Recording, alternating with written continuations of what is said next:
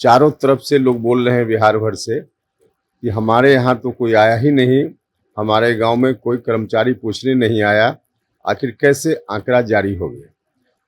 और जो आर्थिक आंकड़े की बात भी सरकार कर रही है, जब तक एक इंडिविजुअल से कोई पता नहीं करेगा जाकर कि उनकी संपत्ति कितनी है, उनके बैंक के अकाउंट में कितना पैसा है, उनका मकान पटना दिल्ली में या कहाँ कहाँ है, इस तरह का ब्यौरा तब तक नहीं मिल पाएगा।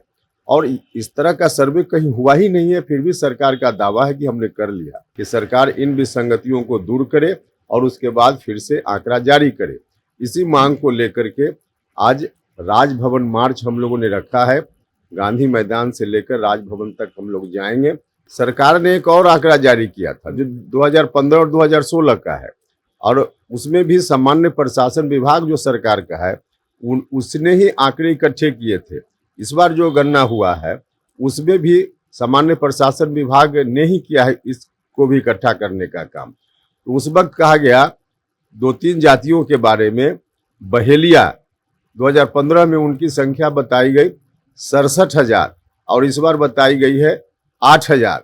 चंद्रवंशी समाज के लोगों के बारे में उस वक्त था 30 लाख और इस वक्त 21 लाख। देखिए, बिहार की सरकार ने जो आंकड़े जारी किए हैं जातीय गणना के उपरांत, उसमें कई तरह की विसंगतियां हैं।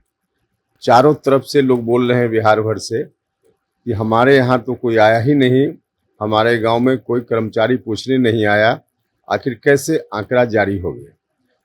और जो आर्थिक आंकड़े की बात भी सरकार कर रही है, जब तक एक इंडिविजुअल से कोई पता नहीं करेगा जाकर कि उनकी संपत्ति कितनी है, उनके बैंक के अकाउंट में कितना पैसा है, उनका मकान पटना दिल्ली में या कहाँ कहाँ है, इस तरह का ब्यौरा तब तक नहीं मिल पाएगा।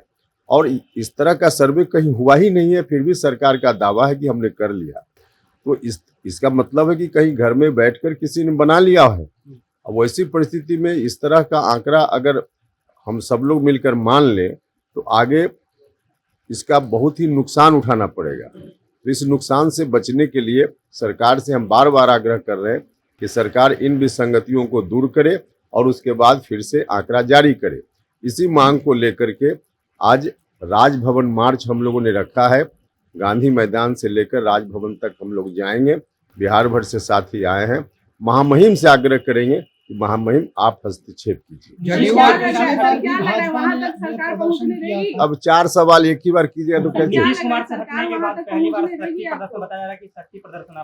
नहीं, शक्ति प्रदर्शन नहीं है भैया। शक्ति प्रदर्शन 3 दिन पहले हमने घोषणा की है, राजभवन जाएंगे, मार्च करेंगे। शक्ति प्रदर्शन है?